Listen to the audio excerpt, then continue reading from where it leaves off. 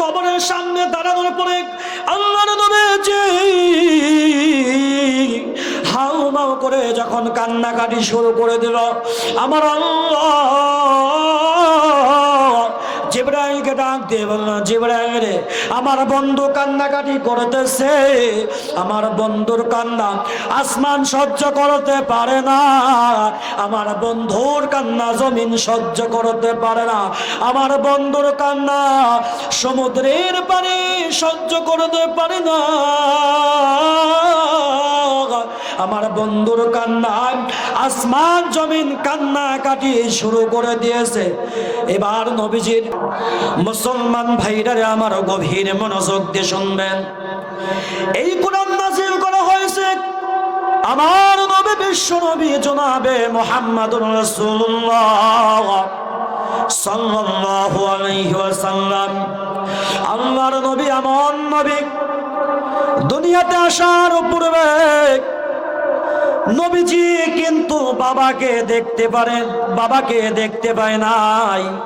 সিরাতের কিতাবের মধ্যে এসেছে আল্লাহর নবীজি যখন তার মায়ের গর্ভের মধ্যে আছে, এমন সময় তার দাদা আব্দুল মুত্তালিব তার বাবা আব্দুল্লাহকে ডাক দিয়ে বলে, আব্দুল্লাহ রে, তুমি মদিনার দিকে চলে যাও, মদিনার থেকে খেজুর নিয়ে আসো। কোন কিতাবের মধ্যে এসেছে ব্যবসার উদ্দেশ্যে গিয়েছে। আল্লাহর নবীজির বাবা ব্যবসার উদ্দেশ্যে যাওয়ার পরে আল্লাহর নবীজির বাবা সেখানেই দুনিয়া থেকে বিদায় নিয়ে চলে যায়। আরে মুসলমান ইমানদার, গভীর মনোযোগ দিয়ে শুনবেন। আল্লাহর নবীজি দুনিয়াতে আসার পূর্বেই বাবাকে দেখতে পায় নাই, বাবার মায়া মহব্বত দেখতে পারে নাই। বাবার মহব্বত কেমন, ভালোবাসা কেমন, স্নেহ কেমন, আল্লাহর নবীজি সেটা অনুভব করতে পারেন নাই। আল্লাহর নবীজির বাবা নবী আমার যখন মায়ের গর্ভের মধ্যে যখন ছিলেন, তখন আল্লাহর নবীজির বাবা দুনিয়া থেকে বিদায় নিয়ে চলে গেছে। আল্লাহর নবীজি যখন মায়ের গর্ভে আছেন, এমন সময় আমিনা থেকে বর্ণিত, আমিনা ডাক দিয়ে বলেন, আমি যখন ঘুমের মধ্যে ছিলাম, ঘুমের ঘরে স্বপ্নের মধ্যে যখন আমাকে দেখানো হলো তোমার গর্ভে যে সন্তান আছে, এই সন্তান হলো আখেরি জামানার নবী। জোরে জোরে কোন সুবহানাল্লাহ। এই ছেলের নাম রাখবে মুহাম্মদ, আর এই ছেলেকে এক আল্লাহর আশ্রয়ে ছেড়ে দেবে। জোরে কোন সুবহানাল্লাহ। মুসলমান ভাইরা আমার গভীর মনোযোগ দিয়ে শুনবেন। আল্লাহর নবীজির মা ডাক দিয়ে বলেন, দুনিয়ার মধ্যে মায়েদের গর্ভের মধ্যে যখন সন্তান আসে, প্রতিটি মা কিন্তু খেতে পারে না, উঠতে পারে না, প্রতিটি মা কিন্তু বসতে পারে না, বমি বমি ভাব হয়, খাবারের মধ্যে খাবার খেতে পারে না, খাবারটা নিজের কাছে পছন্দ হয় না।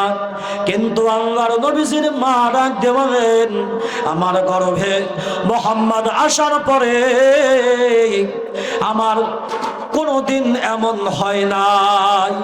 মুসলমান ভাইরা আমার গভীর মনোযোগ দিয়ে শুনবেন। আল্লাহর নবীজি দুনিয়াতে যখন চলে আসলেন, আসার পরে আল্লাহর নবীজি দুনিয়াতে আসার পরে, মায়ের গর্ভ থেকে দুনিয়াতে আসার পরে যখন বড় হতে লাগছিল, এমন সময় বনু সাদ গোত্রের মহিলারা দুধের শিশু খোঁজ করতে তায়েফ থেকে মদিনার দিকে রওনা করল। তাদের মধ্যে হযরত হালিমাতুস সাদিয়া রাদিয়াল্লাহু তাআলা আনহা, তিনিও তার স্বামীর সঙ্গে একটি উটের ওপর চড়িয়া তায়েফ থেকে সেই মক্কার দিকে রওনা করলেন। যখন যাইতেছিলেন, তার যেই উট ছিল, সেই উট এত দুর্বল ছিল, যেতে পারে না। আল্লাহর নবীজিকে যখন মক্কাতে আনতে গেল, মুসলমান ভাইরা রে আমার গভীর মনোযোগ দিয়ে শুনবেন, হযরত হালিমাতুস সাদিয়া রাতে বলেন, সেই বছর এত দুর্ভিক্ষ ছিল, আমার গর্ভের সন্তান একটি ছিল, আমার সেই সন্তান খাবার পায় না, দুধ পায় না, দুধের কষ্টে সারা রাত চিৎকার করতো, ছটফট করতো। এক ফোঁটা দুধ আমি আমার সন্তানকে খাওয়াইতে পারতাম না। সুবহানাল্লাহ। মুসলমান ভাইরা রে আমার গভীর মনোযোগ দিয়ে শুনবেন, হযরত হালিমাতুস সাদিয়া রাখতে বলেন, আমার একটি সন্তান ছিল, যে সন্তান দুধের কারণে ছটফট করতে এক ফোঁটা দুধ আমার সন্তানকে দিতে পারতাম না। আরে মুসলমান, সেই বছর খুব দুর্ভিক্ষ ছিল। এইবার যখন হালিমাতুস সাদিয়া বহু কষ্ট করে তায়েফ থেকে যখন মক্কা নগরীর দিকে যখন রওনা করলেন, মক্কাতে যাওয়ার পরে সমস্ত মহিলারা খোঁজ করতে লাগলো সন্তানের। যখন দেখতে পায় আল্লাহর নবীজি হযরত মুহাম্মদুর রাসূলুল্লাহ সাল্লাল্লাহু আলাইহি ওয়াসাল্লাম এমন একজন সন্তান যার কোনো বাবা নাই, আর এই বাবাহারা সন্তানকে যদি দুধ পান যদি করানো হয়, তেমন কোনো সম্মানই পাওয়া যাবে না, তেমন কোনো টাকাও পাওয়া যাবে না। এই ভেবে অন্য অন্য মহিলারা আমার নবীজিকে নিল না, আমার নবীজিকে তারা গ্রহণ করলো না। তারা তো বুঝতে পারলো যে এই সন্তান এতিম, এই এতিম সন্তানকে যদি দুধ পান যদি করাই, তাহলে দুধ পান করানোর পরে টাকা পয়সা পাবো না, সম্মানীয় পাবো না, হাদিয়াও পাবো না। এই জন্য আমার নবীজিকে তারা আর নিল না। এক পর্যায়ে হযরত হালিমাতুস সাদিয়া রাদিয়াল্লাহু তাআলা আনহার ভাগ্য আকাশের তারকা ঝলঝল করে জ্বলছিল। এমন সময় হযরত হালিমাতুস সাদিয়া তার স্বামীর সঙ্গে পরামর্শ করলেন, ও আমার স্বামী, আমার বুকের দুধ কম, এই জন্য অন্য অন্য মানুষেরা আমাকে সন্তান দেয় না। স্বামী গো, আপনি যদি অনুমতি দেন তাহলে এই এতিম শিশুকে আমরা বাড়িতে নিয়ে যাব। স্বামী যখন অনুমতি দিয়ে দিল, আল্লাহর নবীজিকে সাদরে গ্রহণ করলেন হালিমাতুস সাদিয়া। গ্রহণ করার পরে হালিমাতুস সাদিয়া রাদিয়াল্লাহু তাআলা আনহু, হালিমাতুস সাদিয়া রাদিয়াল্লাহু তাআলা আনহা আমার নবীজিকে নিয়ে যখন রওনা করলেন, তাবুতে যাওয়ার পরে যখন হালিমাতুস সাদিয়া আমার নবীজিকে দুধ পান করাবেন, এমন সময় দেখতে পেলেন হালিমাতুস সাদিয়া রাদিয়াল্লাহু তাআলা আনহার বুকে দুধ চলে এসেছে। এরপরে হালিমাতুস সাদিয়া রাদিয়াল্লাহু তাআলা আনহা শিশু মুহাম্মদ সাল্লাল্লাহু আলাইহি সাল্লামকে দুধ পান করালেন এবং তার ছেলে আব্দুল্লাহকেও দুধ পান করালেন। দুধ পান করানোর পরে পেট ভরে খাওয়ার পরে তারা সেই দিন শান্তি করে ঘুমালেন, আর কান্নাকাটি করলেন না। মুসলমান ভাইরা আমার গভীর মনোযোগ দিয়ে শুনবেন, এমন সময় হালিমাতুস সাদিয়া দেখতে পাইলেন তার যেই উটের স্তনে বরকতি দুধ এসে গিয়েছে। তার স্বামী দুধ দহন করলো। দুধ দহন করার পরে তারা স্বামী স্ত্রী দুধ খেয়ে তারা আরামে সেই দিন ঘুমিয়ে গেল। এই সব কিছু হলো একমাত্র আমার নবীজির বরকত। জোরে জোরে কোন সুবহানাল্লাহ, আর একটু জোরে কোন সুবহানাল্লাহ। নারায়ে তাকবীর, লিল্লাহে তাকবীর। মুসলমান ভাইরা আমার গভীর মনোযোগ দিয়ে শুনবেন, আল্লাহর নবীজি হযরত হালিমাতুস সাদিয়া নবীজিকে যখন উটের উপর বহন করে, উটের উপর যখন চড়িয়ে মক্কা থেকে যখন তায়েফের দিকে যখন রওনা করলেন, এমন সময় হালিমাতুস সাদিয়া রাদিয়াল্লাহু তাআলা আনহা আমার নবীজিকে নিয়ে যখন মক্কা নগরীতে চলে গেল, মক্কা থেকে তায়েফের জমিনে যখন চলে গেল, তায়েফের জমিনে যাওয়ার পরে আল্লাহর নবীজি যখন দুধ পান করতে শুরু করলেন, আল্লাহর নবীজি অন্য অন্য ছেলেদের তুলনায় নবী আমার বেশ হুষ্টপুষ্ট হতে লাগলেন, বড় হতে লাগলেন। আল্লাহর নবীজি সর্বপ্রথম জবান দিয়ে যেই বাক্যটি পড়লেন, আল্লাহু আকবার কাবীরা আলহামদুলিল্লাহি হামদান কাসীরা ওয়া সুবহানাল্লাহি ওয়া বুকরাতান ওয়া আসীলা। জোরে জোরে কোন মারহাবা। আল্লাহর নবীজি সর্বপ্রথম তার জবান দ্বারা কথা বললেন, আল্লাহু আকবার কাবীরা আলহামদুলিল্লাহি বুকরাতান ওয়া আসীলা।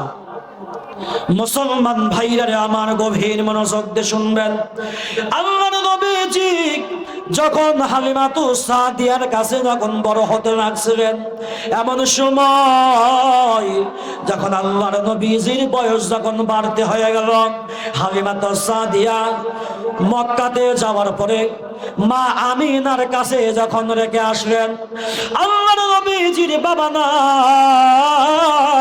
নাই, মক্কা নগরীর ছেলেরা খেলাধুলা করে আর আমার নবীজি দাঁড়িয়ে দাঁড়িয়ে খেলা দেখে। নবী আমার খেলাধুলা করে না। মুসলমান ভাইরা আমার গভীর মনোযোগ দিয়ে শুনবেন, যখন সন্ধ্যা হইয়া যায় প্রতিটি সন্তানের বাবারা গিয়ে, প্রতিটি ছেলেদের বাবারা গিয়ে তাদের সন্তানকে কোলে নিয়ে বাড়িতে যায়। আমার নবীজি এই অবস্থা দেখার পরে নবী আমার হাউমাউ করে কান্না কাটি করে। আল্লাহর নবীজি মনে মনে ভাবে, আমার যদি আজকে বাবা থাকতো, আমার বাবা আজকে আমাকে কোলে নিয়ে আদর করে বাড়িতে নিয়ে যাইতো। দেখেন এতিম নবীজির কত কষ্টের কথা। নবী মনে মনে ভাবতেছে, যদি আমার বাবা থাকতো, আমার বাবাও কিন্তু তাদের মতো কোলে নিয়ে বাড়িতে নিয়ে যাইতো। আজকে আমার বাবা নাই, এই জন্য আমাকে আজকে কেউ কোলেও নেয় না, আমাকে আদরও করে না, আমাকে মহব্বত করে না। মুসলমান ভাইরা আমার গভীর মনোযোগ দিয়ে শুনবেন, আল্লাহর নবীজির বাবা নাই, আল্লাহর নবীজি কান্নাকাটি করতেছে। এদিকে আমিনা মক্কার মানুষদেরকে ডাক দিয়ে বললেন, ও মক্কার মানুষেরা, তোমরা কি মুহাম্মদ নামের কাউকে দেখেছো? আল্লাহর নবীজির মা এই কথা বলার পরে মক্কার মানুষেরা ডাক দিয়ে বললেন, মুহাম্মদ নামের কাউকে চিনি না, কিন্তু একজন ছেলে মক্কার, কিন্তু একজন ছেলে পাহাড়ের পাশে দাঁড়িয়ে দাঁড়িয়ে কান্নাকাটি করতেছে। আল্লাহর নবীজি কান্নাকাটি করতেছে। এইবার আমিনা যাওয়ার পরে দেখতে পাইও শিশু সন্তান কান্নাকাটি করতেছে। আল্লাহর নবীজির মা ডাক দিয়ে বলে, ও বাবা গো, তুমি কেন কান্নাকাটি করো? এইবার তার মার জবাব দিল, মা গো, আজকে যদি আমার যদি মা বাবা যদি থাকতো, আমার বাবা আমাকে কোলে নিয়ে আদর করে ভালোবেসে আমাকে বাড়ি নিয়ে যাইতো। আমার বাবা নাই, এই জন্য আমি আজকে বাবার কোলে উঠতে পারি না।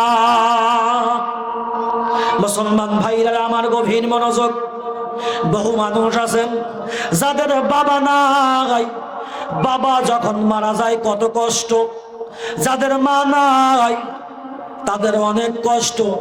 আজকে যদি মা থাকতো, আজকে যদি বাবা যদি থাকতো, তাহলে কিন্তু আপনারা অনেকেই খুশি হয়ে যেতেন। কিন্তু আজ থেকে বহু বছর পূর্বে হয়তো আপনাদের এখানে যারা বসে আছেন, অনেক মানুষের মা নাই, অনেক মানুষের বাবা নাই। কথা বলেন ঠিক কিনা? আর একটু জোরে আওয়াজ করে বলেন ঠিক কিনা? কি কথার জবাব দিতে হবে। মুসলমান ভাইরা আমার গভীর মনোযোগ, এবার আল্লাহর নবীজি তার মাকে ডাক দিয়ে বলল, মা গো, আমার বাবার কবর কোথায়? এবার তার মা ডাক দিয়ে বলল, বাবারে মদিনাতে। এইবার আমার নবী আমিনাকে ডাক দিয়ে বলল, মা আমার বাবার কবর জিয়ারত করতে যাব। আল্লাহর নবীজি তার মায়ের সঙ্গে মক্কা থেকে মদিনার দিকে রওনা করলো, বাবার কবর জিয়ারত করতে যাবে। বাবার কবরের সামনে দাঁড়ানোর পরে আল্লাহর নবীজি হাউমাউ করে যখন কান্নাকাটি শুরু করে দিল, আমার আল্লাহ জিবরাইলকে ডাক দিয়ে বলল, জিবরাইল রে, আমার বন্ধু কান্নাকাটি করতেছে, আমার বন্ধুর কান্না আসমান সহ্য করতে পারে না, আমার বন্ধুর কান্না জমিন সহ্য করতে পারে না, আমার বন্ধুর কান্না সমুদ্রের পানি সহ্য করতে পারে না,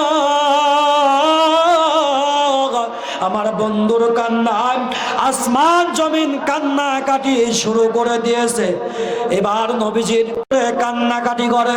আমার নবী ডাক দিয়ে বলেন, আমি কেমন এতিম, দুনিয়াতে আসার পূর্বে বাবাকে হারাইছি, দুনিয়াতে আসার পূর্বে বাবাকে হারাইছি, দুনিয়াতে আসার পরে মাও হারাইছি, আমার মা নাই, আমার আজকে বাবাও নাই।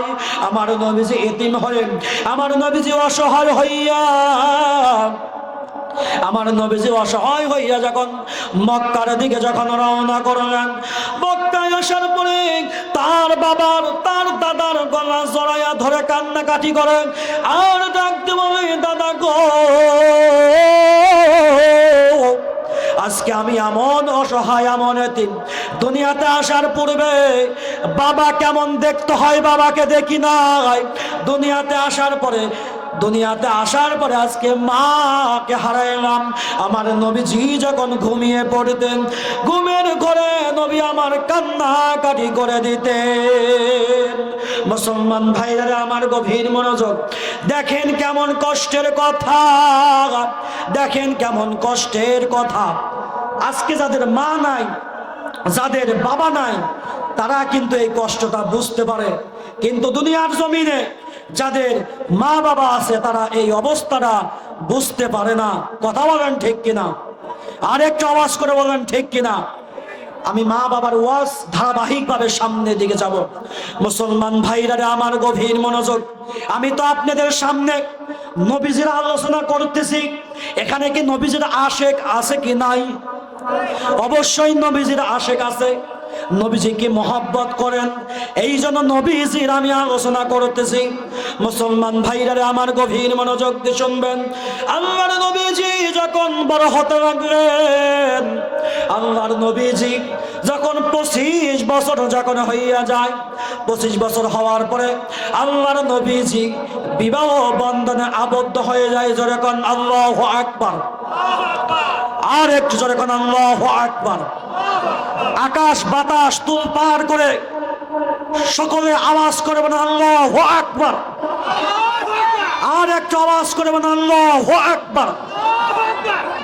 যদি কণ্ঠস্বরে যদি একবার আল্লাহু আকবার বলেন, আল্লাহ আপনাদের আমল নামায় কিন্তু বহু সওয়াব দিয়ে দেয়। এই জন্য মাহফিলে আসার পরে ঈমান নামক ব্যাটারিকে চার্জ দেওয়ার জন্য প্রতিটি মুসলমানকে আল্লাহু আকবার সুবহানাল্লাহর আওয়াজ দিতে হবে। কথা বলেন ঠিক কিনা? এই আওয়াজ দিতে কারা কারা রাজি? দুই হাত তুলে আল্লাহকে দেখায় দেন, কারা কারা রাজি?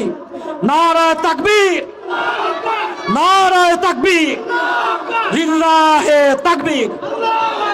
আল্লাহ তুমি এই সমস্ত মানুষদেরকে কবুল করো, আল্লাহ তুমি তাদের হায়াতের মধ্যে বরকত দান করো, আল্লাহ তুমি তাদের জীবনের মধ্যে বরকত দান করো। সকলে বলেন আমিন। মুসলমান ভাইরা আমার গভীর মনোযোগ, আল্লাহর নবীজি বিবাহ করার পরে নবীজির বয়স যখন 40 বছর হয়ে যায়, কয় বছর? 40 বছর 10 মাস 10 দিন যখন পরিপূর্ণ হয়ে যায়, আল্লাহর নবীজি বাড়িতে আর থাকতে চান না। হযরত আয়েশা থেকে বর্ণিত বুখারী শরীফের হাদিসের মধ্যে এসেছে, যখন ঘুমের মধ্যে থাকতেন, ঘুমের মধ্যে নবীর উপরে যার বাড়িতে থাকতে চান না, আল্লাহর নবীজি বাড়ি থেকে কিছু খাবার নিয়ে 3 কিলোমিটার দূরে সেই হেরা পর্বতের মধ্যে চলে যায়। যাওয়ার পরে নবী আমার সেখানে আল্লাহ তাআলার ইবাদত করতে থাকে, সেখানে নামাজ পড়তে থাকে, আল্লাহ তাআলার ইবাদত করতে থাকে। যখন খাবার ফুরিয়ে যায় আবার নবী বাড়িতে রওনা করেন। বাড়িতে আসার পরে আবার যখন খাবার নিয়ে যায় ইবাদত করতে থাকেন। ইবাদত করতে করতে করতে করতে খাবার পানি যখন ফুরে যায় আবার নবী বাড়িতে আসেন। আসার পরে আবার কিছু খাবার নিয়ে নবী আমার হেরা পর্বতে যায়। যাওয়ার পরে নবী ইবাদত বন্দেগীতে লিপ্ত থাকেন। হঠাৎ করে আল্লাহর নবীর সামনে একদিন আল্লাহ তাআলা জিবরাইল আমিনকে পাঠায়া দেয়। জিবরাইল আমিন আসার পরে নবীজিকে ডাক দিয়ে বলেন, নবী গো ইকরা, আপনি পড়ুন। নবী ডাক দিয়ে বলেন, আমি পড়তে জানি না। এরপরে হযরত জিবরাইল বুকে চাপ দিলেন। চাপ দেওয়ার পরে ডাক দিয়ে বলেন, ইকরা, নবী আপনি পড়ুন। আমার নবী ডাক দিয়ে বলেন, আমি পড়তে জানি না। এই রকম যখন তিনবার হইয়া যায় আল্লাহর নবীজিকে তৃতীয়বারে যখন চাপ দিলেন, চাপ দেওয়ার পরে যখন ছেড়ে দিলেন, ছেড়ে দেওয়ার পরে জিবরাইল ডাক দিয়ে বলেন, ইকরা বিসমি রাব্বিকাল্লাযী খলাক। আল্লাহু আকবার। যখন নবীর প্রতি যখন আয়াত নাযিল হয়ে যায় আল্লাহর নবীজি হেরা পর্বত থেকে বাড়িতে আসলেন। নবীজি ভয় পেয়ে গেলেন। নবী আমার যখন বাড়িতে যখন আসলেন, আসার পরে খাদিজাতুল কুবরা রাদিয়াল্লাহু তাআলা আনহাকে ডাক দিয়ে বললেন, বিবি রে, আমি হয়তো আমার নিজের জীবনটাকে নিয়ে পেরেশানির মধ্যে পড়ে গেলাম। আমি হয়তো আর বাঁচবো না। আমার শরীরের মধ্যে কাঁপুনি শুরু হয়ে গেছে। আল্লাহর নবী ডাক দিয়ে বলেন, আমাকে কম্বল দ্বারা ঢেকে দাও। আল্লাহর নবীজিকে কম্বল দ্বারা যখন ঢেকে দেওয়া হলো, আল্লাহর নবীজি যখন কম্বল দ্বারা ঢেকে দেওয়ার পরে নবী আমার কিছুক্ষণ পরে যখন সুস্থ হইয়া যায়, সুস্থ হওয়ার পরে আল্লাহর নবীজি ডাক দিয়ে বলেন, আমি হয়তো ধ্বংস হয়ে যাব। এবার খাদিজা ডাক দিয়ে বলে, খোদার কসম, আপনি কোনোদিন ধ্বংস হবেন না, কারণ আপনি তো ইতিমদেরকে ভালোবাসেন, আপনি তো অসহায় মানুষের পাশে দাঁড়ান, আপনি তো আত্মীয়তার সম্পর্ক বজায় রাখেন। জোরে কোন আল্লাহু আকবার। আপনি পথভ্রষ্ট হবেন না, আপনার আল্লাহ আপনাকে কখনো অপমান করবেন না। এমন সময় আল্লাহর নবীজিকে নিয়ে খাদিজাতুল কুবরা ওরাকা ইবনে নাওফেলের কাছে চলে গেলেন। যাওয়ার পরে সমস্ত ঘটনা খুলে বললেন যে আমার স্বামীর এই এই ঘটনা ঘটছে।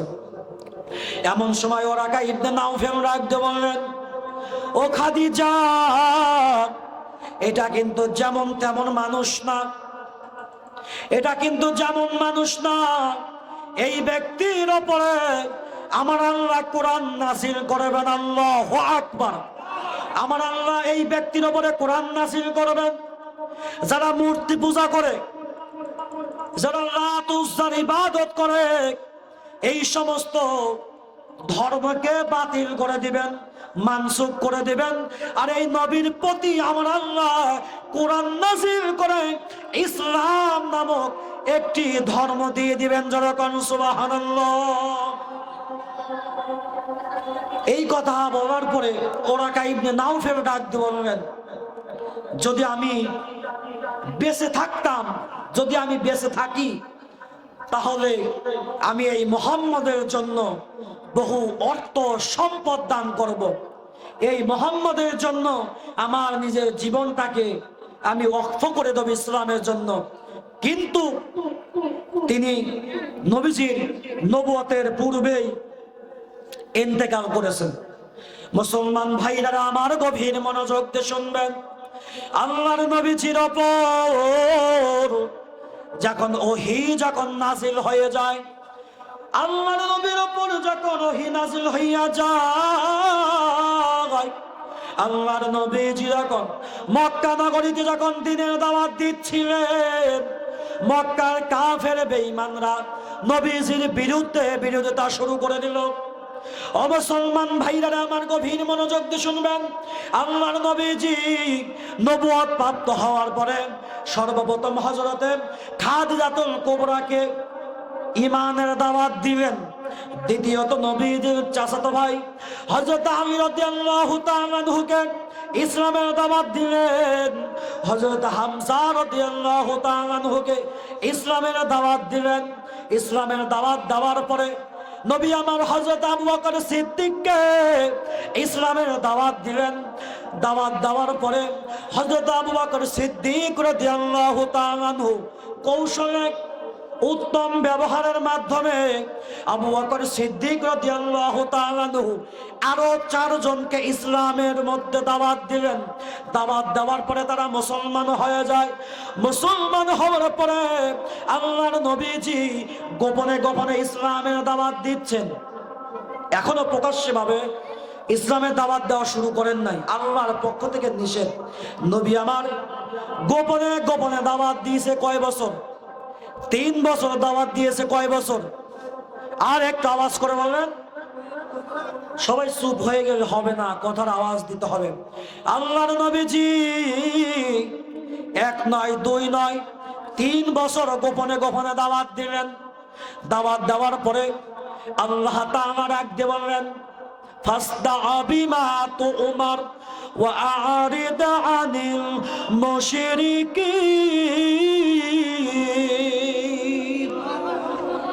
এই আয়াত পড়তে গিয়ে দেখলাম নবী 3 বছর মক্কাতে গোপনে গোপনে দাওয়াত দিয়েছে। আল্লাহ তাআলা রাখতে বলেন, ওয়া আনদির আশিরাতাকাল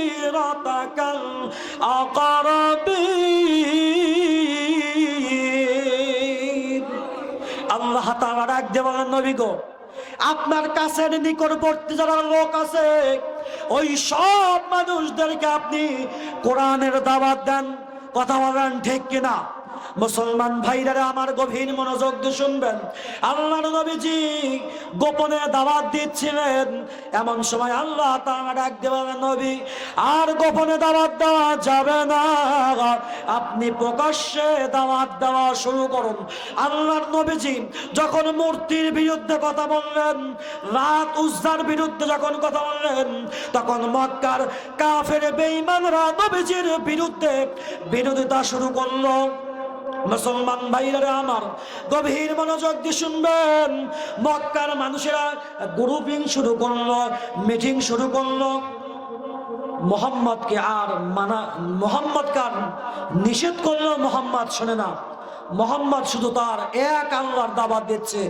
মোহাম্মদকে কেমনে পরাজিত করা যায়, মোহাম্মদকে কেমনে লাঞ্ছিত করা যায়, কেমনে অপমান করা যায়, কিছু কিছু মানুষ নবীজির পিছনেই থাকতো সর্বদা। কথা বলেন ঠিক কিনা? বাংলার জমিনে এমনও কিছু মানুষদের এখন আবির্ভাব হয়েছে। আর আমরা যখন কোরআন হাদিসে যখন হক কথা বলে, ওই সমস্ত নাস্তিক মোরতাদদের সহ্য হয় না, তখন আলেমদেরকে মিথ্যা অপবাদ দিয়ে জেলখানার মধ্যে বন্দি করে রাখে। কথা বলেন ঠিক কিনা? আমার নবীজি যখন কোরআনের দাওয়াত দিচ্ছিলেন, তখন নবীজি বহু বাধার সম্মুখীন হয়েছেন। আমি ধারাবাহিকভাবে আপনাদের সামনে আমি চেষ্টা করব কথা বলার। মুসলমান ভাইরা আমার, গভীর মনোযোগ দিয়ে শুনবেন। আল্লাহর নবীজি দ্বীনের দাওয়াত দিচ্ছিলেন। এমন সময় সবাই যুক্তি বুদ্ধি করে হযরত মুহাম্মদ সাল্লাল্লাহু আলাইহি সাল্লামের চাচা আবু তালেবের কাছে গিয়ে ডাক দিয়ে বলল, তোমার ভাতিজাকে রক্ষা করো, তোমার ভাতিজাকে হেফাজত করো, তোমার ভাতিজাকে নিষেধ করো, তোমার ভাতিজাকে কন্ট্রোল করো। তোমার ভাতিজা আমাদের ধর্মের বিরুদ্ধে কথা বলে, যদি তোমার ভাতিজা আমাদের ধর্মের বিরুদ্ধে যদি কথা বলে, আমরা কিন্তু তোমার ভাতিজাকে ছেড়ে কথা বলবো না। মুসলমান ভাইরা আমার, গভীর মনোযোগ দিয়ে শুনবেন। আল্লাহর নবীজির চাচাকে যখন এই কথা বললেন, চাচা নবীর সঙ্গে যখন পরামর্শ করলেন, ভাতিজা একটু চুপ হয়ে যাও, ওদের বিরুদ্ধে কথা বলিও না। এবার নবী ডাক দিয়ে বললেন, চাচা গো, আমার এক হাতে যদি চন্দ্র আর এক হাতে যদি সূর্য যদি এনে দেওয়া যায়, এমনকি আমার এক হাতে যদি চন্দ্র আর এক হাতে যদি সূর্যকেও যদি এনে দেওয়া যায়, আমি মোহাম্মদ ইসলাম থেকে এক পা সরে দাঁড়াবো না। আমার যদি জীবন যদি দিতে হয়, জীবন দিয়ে দেব, শহীদ হয়ে যাব, রক্ত দিব, কিন্তু মক্কার কাফিরদের সামনে মাথা নত করব না। জোরে কোন আল্লাহু আকবার। আর একটু জোরে কোন আল্লাহু আকবার। দেখেন নবীজির কেমন দেখেন নবীজির ঈমান কেমন। আপনারা নবীজির উম্মত হয়েও আপনাদের মধ্যে সেই আদর্শ থাকতে হবে, সেই ঈমান থাকতে হবে। কথা বলেন ঠিক কিনা? মুসলমান ভাইরা আমার গভীর মনোযোগ। নবী ডাকতে বলেন, আমাকে যদি হত্যা করা হয়, আমাকে যদি মারা হয়, আমাকে যদি ফাঁসির কাষ্ঠেও যদি ঝুলাতে হয়, আমি ইসলামের জন্য সব কিছু করতে প্রস্তুত, কিন্তু আমি ইসলাম থেকে এক পা সরে দাঁড়াবো না। ও মুসলমান ভাইরা আমার গভীর মনোযোগ। আবু জাহেল দেখেন কত বড় কাফের। নবী আমার দিনের বেলায় কোরআনের দাওয়াত দেয়, নবীজির সঙ্গে শত্রুতা করে। আল্লাহর নবীজি কাবা ঘরের পাশে দাঁড়ায়া দাঁড়ায়া নামাজ পড়তেছে। আর আবু জাহেল মনে মনে ভাবলো, এটাই আমার একটা গনিমতের সুযোগ, আর হয়তো চান্স পাবো না, মুহাম্মদকে এই সুযোগেই হত্যা করব। জোরে কর নাউজুবিল্লাহ। আর একটু জোরে কর নাউজুবিল্লাহ। মুসলমান ভাইরা আমার গভীর মনোযোগ। আবু জাহেল হাতের মধ্যে পাথর দিয়া নবীজিকে যখন মারার জন্য যখন যাইতেছে, কিছু দূর অগ্রসর হওয়ার সঙ্গে সঙ্গে আবু জাহেল দেখতে পাইল একটা বড় উট মুখ হা করে আসতেছে আবু জাহেলকে খাওয়ার জন্য। আবু জাহেল ভয় পাইয়া তার কওমের লোকদের নিকটে দৌড়াইয়া দৌড়াইয়া চলে যায়। আর তার কওমের মানুষদেরকে ডাক দিয়ে বললেন, ও কওমের মানুষেরা, আমি মুহাম্মদকে হত্যা করতে গিয়েছিলাম, আমি মুহাম্মদকে মারতে গিয়েছিলাম, কিন্তু মারতে পারি নাই। দেখতে পাইলাম একটা উট মুখ হা করে আসতেছে আমাকে খাওয়ার জন্য। এটা মুসলমান ভাইরা আমার গভীর মনোযোগ। মক্কা নগরীতে যখন নবী আমার দ্বীনের দাওয়াত দিচ্ছিলেন, এমন সময় কিছু কাফের বেঈমানরা আমার নবীজির বিরুদ্ধে রাখতো, আমার নবীজির পিছনে পিছনে থাকতো, আল্লাহর নবীজিকে অপমান করতো, আল্লাহর নবীজিকে কষ্ট দিত। এর মধ্যে আবু জাহেল আছে, ওলীদ ইবনে মুগীরা আছে, আরো কিছু কাফের আছে। ওই সমস্ত কাফেররা তাদের কোনোদিন হেদায়েত নসিব হয় নাই। কেউ কেউ বদরের যুদ্ধে, কেউ কেউ উহুদের প্রান্তরে অপমানের সঙ্গে দুনিয়া থেকে বিদায় নিয়েছেন। তারা কোনোদিন জান্নাতের ঘেরানো পাবে না। কথা বলেন ঠিক কিনা? বর্তমান জামানার মধ্যে কিছু কাফের আছে, বর্তমান জামানার মধ্যে কিছু মুশরিক আছে। এই সমস্ত মুশরিকরা নবীজির বিরুদ্ধে অবস্থান নেয়। যারা নবীজিকে যারা বকা দেয়, নবীজির সম্পর্কে বাজে মন্তব্য করে, খোদার কসম এই সমস্ত মানুষেরা কোনোদিন জান্নাতে যেতে পারবে না। যারা নবীজির বিরুদ্ধে বাজে মন্তব্য করে, তারা কোনোদিন মুসলমান হতে পারে না। স্যার মাযহাবের ফতোয়া হলো, মান সাব্বা নাবিয়ান ফাকতুলহু। যারা নবীজির বিরুদ্ধে অবস্থান নেবে, যারা নবীজিকে খারাপ ভাষায় কথা বলবে, তাদেরকে হত্যা করা ওয়াজিব হয়ে যায়। কথা বলেন ঠিক কিনা? আর একটু জোরে বলেন ঠিক কিনা? যারা নবীজির বিরুদ্ধে অবস্থান নেবে, নবীজির বিরুদ্ধে যারা নবীজির বিরুদ্ধে যারা বাজে কথা বলবে, তাদেরকে ফাঁসির কাষ্ঠে ঝুলাতে হবে। কথা বলেন ঠিক কিনা? আমরা দেখতে পেয়েছি এই পাবনার জমিনের আটঘরিয়াতে একজন বদমাশ নবীজির বিরুদ্ধে কথা বলেছে। শুধু তাই নয়, বাংলার জমিনের মধ্যে আমরা কোনোদিন হিন্দুদের বিরুদ্ধে কথা বলি না, আমরা কোনোদিন খ্রিস্টানদের বিরুদ্ধে কথা বলি না, আমরা কোনোদিন নাস্তিকের বিরুদ্ধে কথা বলি, কিন্তু এটা ইমানের দাবিতে ওই সমস্ত নাস্তিকরা আমার নবীজির বিরুদ্ধে কথা বলে। যেই সমস্ত নাস্তিকরা আল্লাহকে নিয়ে বাজে মন্তব্য করে, যারা নবীজিকে নিয়ে বাজে মন্তব্য করে, তারা কোনোদিন মুসলমান হতে পারে না। কথা বলেন ঠিক কিনা? এদেরকে রাষ্ট্রীয়ভাবে ফাঁসির কাস্টে ঝোলাতে হবে। কথা বলেন ঠিক কিনা? মুসলমান ভাইরারে আমার গভীর মনোযোগ, আমি আপনাদেরকে বলতেছিলাম, যারা নবীজির বিরুদ্ধে বিরোধিতা করবে তারা কোনোদিন মুসলমান হতে পারবে না। আওয়াজ করে বলেন ঠিক কিনা? মুসলমান ভাইরা আমার গভীর মনোযোগ দিয়ে শুনবেন, আল্লাহর নবীজির জীবনটা বহু কষ্টের।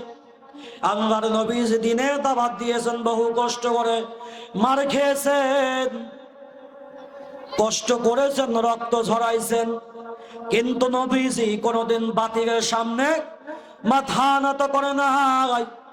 দিনের দাওয়াত দিতে দিতে নবী আমার ক্লান্ত হয়ে গেলেন।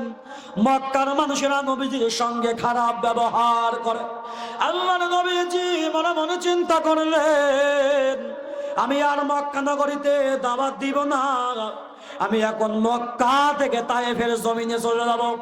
আল্লাহর নবীজি মক্কা থেকে তায়েফের জমিনে চলে যায়। তায়েফের জমিনে যাওয়ার পরে নবী আমার দ্বীনের দাওয়াত দিবে। তায়েফের জমিনে 3 জন ভাই সেখানে তারা নেতৃত্ব দিবে। আমার নবীজিকে দেখার পরে তারা ডাক দিয়ে বলল যে, আল্লাহ কি মানুষ পায় নাই? তোমার মতো মুহাম্মদকে নবী বানায়া দুনিয়ার মধ্যে পাঠাইছে। আর এক ভাই ডাক দিয়ে বলল, আমি তোমার সঙ্গে কথাই বলবো না, কারণ তুমি যদি সত্যবাদী হয়ে থাকে ভালো, যদি সত্য নবী হয়ে থাকে তাহলে ভালো, আর যদি তুমি মিথ্যা নবী হয়ে থাকো তাহলে আমি মিথ্যাবাদীর সঙ্গে কোনো কথা বলবো না। জোরে কোন নাউজুবিল্লাহ। নবীজিকে মিথ্যাবাদী বলল। মুসলমান ভাইরারে আমার গভীর মনোযোগ, আল্লাহর নবীজি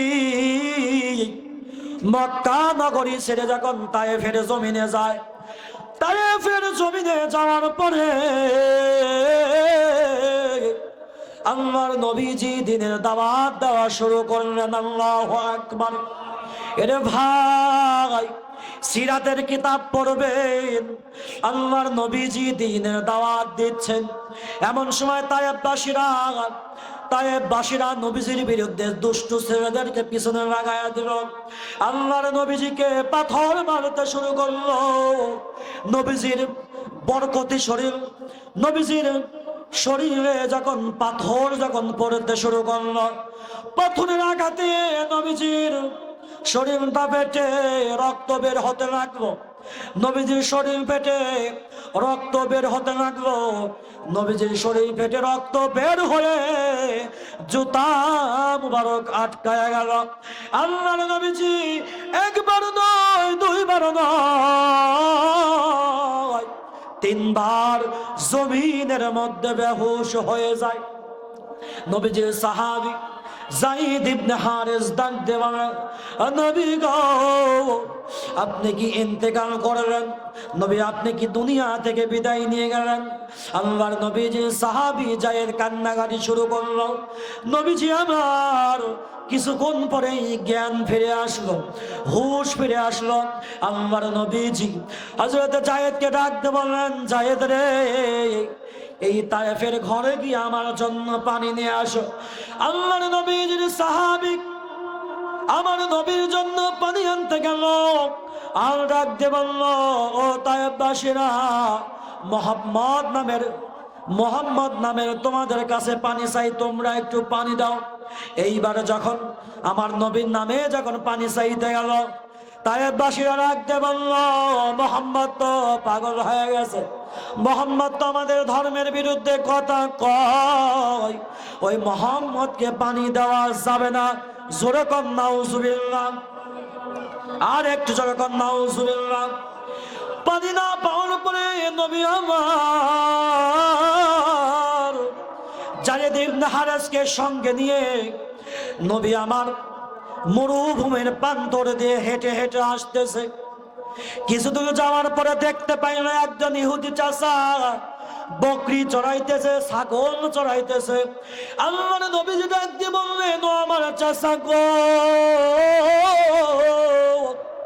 আপনি যদি একটা বকরি দিতেন, সেই বকরি থেকে দুধ দহন করে দুধ পান করে আমার কলিজাটাকে আমি ঠান্ডা করতাম।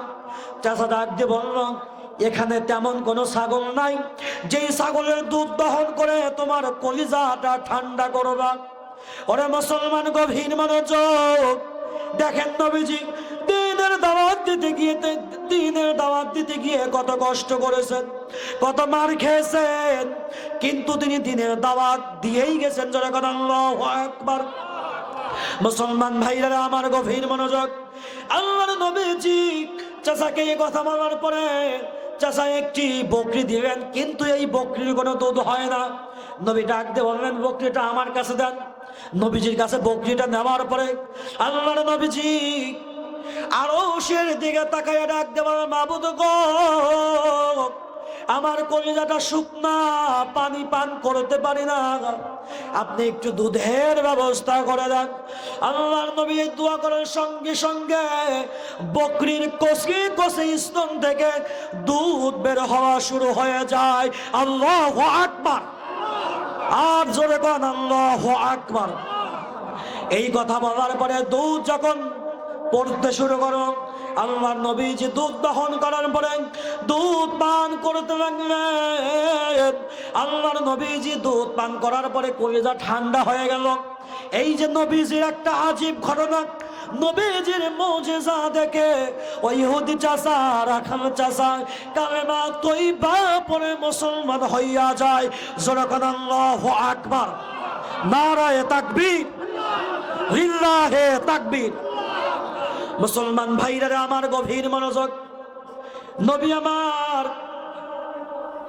সেই তায়েফ থেকে যখন মক্কার নগরীতে আবার আসবেন, নবীজির শরীর ফাটা, নবীজির শরীরের মধ্যে ক্ষত, নবীজির শরীর থেকে রক্ত বের হয়, কাটা জায়গা খুব ব্যথা। বাড়িতে আসার পরে নবীজির মেয়ে ফাতিমা, হযরত ফাতিমা তো জোহরা রাদিয়াল্লাহু তাআলা আনহা, নবীজির ক্ষত শরীরটাকে গরম পানি দিয়ে দিয়ে মুছে দেয়, নবীজির চিকিৎসা শুরু করে দেয়। আল্লাহর নবীজি সুস্থ হওয়ার পরে আবার যখন কালেমায় যখন দাওয়াত দিতে শুরু করলেন, মক্কার মানুষেরা আবার নবীজির বিরোধিতা শুরু করে দিল।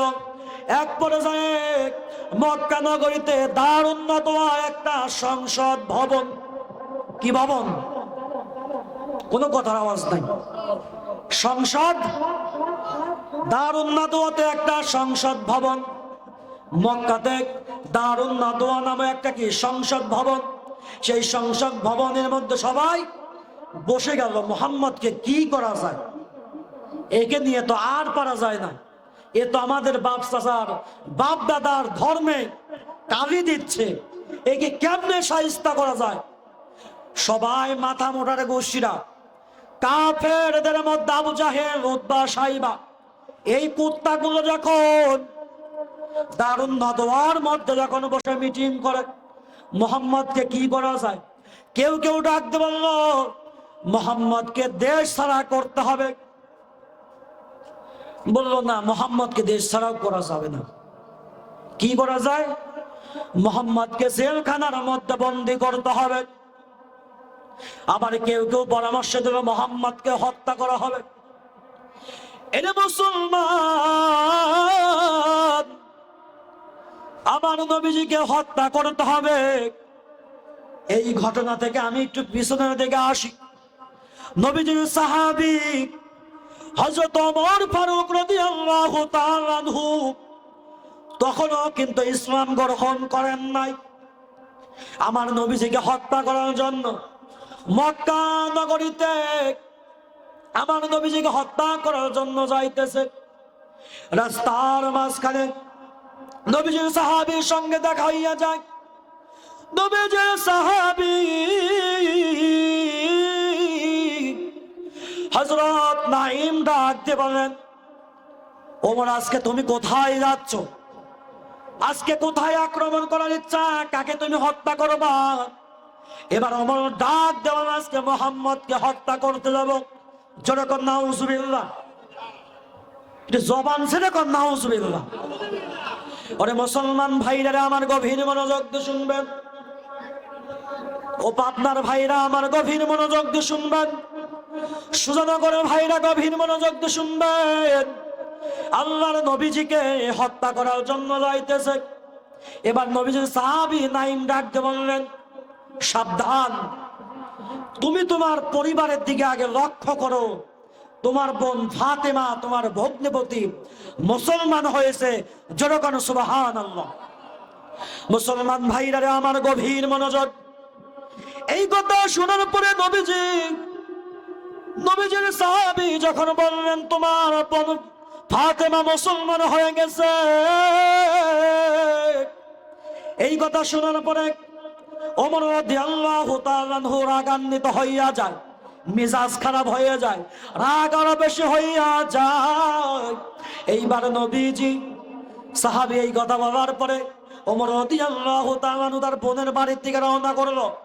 বোনের বাড়িতে যাওয়ার পরে তার বোনকে ডাক দিয়ে বলল, বোনের দরজা খোল। দরজা খোলার সঙ্গে সঙ্গে তার ভগ্নিপতিকে মারপিট শুরু করলো। মারতে মারতে রক্তাক্ত করে ফেললো, জমিনের মধ্যে ধরাশয়ী করে ফেললো। এমনকি তার বোনকেও মারতে শুরু করলো। মারতে মারতে জমিনের মধ্যে যখন শোয়া দেয়, তার বোন মাটির ওপর শুয়ে ডাক দেবে, ভাই রে, যদি মারতে মারতে শহীদ করে দাও, যেই কালেমা অন্তরের মধ্যে ঢুকাইছি, ওই কালেমা অন্তর থেকে বের হবে না। আল্লাহু আকবার। আর একটু যখন আল্লাহু আকবার। ওরে মুসলমান ভাইরা আমার গভীর মনোযোগ। এই কথা বলার পরে হযরত ওমর তার চেহারার দিকে তাকাইলে মনে হচ্ছে ইসলাম ধর্ম গ্রহণ করবে। তার বোনকে ডাকতে বললেন, বোন রে, তুমি কি তেলাওয়াত করেছিলে? তার বোন ডাকতে বলল, ভাই, আমি কুরআনুল কারীমের সূরা তাহা তেলাওয়াত করতেছিলাম। তাহা মা আনজালনা আলাইকাল কুরআনা লিতাশকা।